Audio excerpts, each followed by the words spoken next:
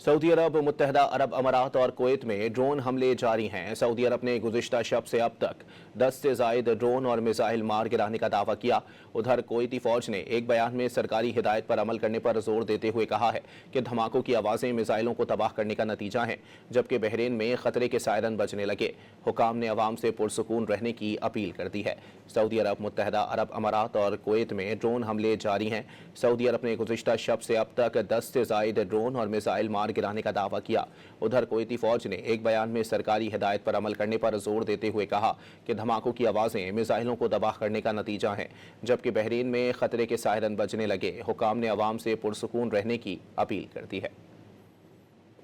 Saudi अरब, मुत्तहदा अरब अमारात और Kuwait में ड्रोन हमले जारी हैं। सऊदी अरब ने गुज़िश्ता शब से अब तक 10 से ज़ायद ड्रोन और मिसाइल मार गिराने का दावा किया। उधर कुवैती फ़ौज ने एक बयान में सरकारी हिदायत पर अमल करने पर जोर देते हुए कहा है कि धमाकों की आवाज़ें मिसाइलों को तबाह करने का नतीजा हैं, जबकि बहरीन में ख़तरे के सायरन बजने लगे। हुकाम ने अवाम से पुरसुकून रहने की अपील कर दी है। सऊदी अरब, मुत्तहदा अरब अमारात और कुवैत में ड्रोन हमले जारी हैं। सऊदी अरब ने गुज़िश्ता शब से अब तक 10 से ज़ायद ड्रोन और मिसाइल मार गिराने का दावा किया।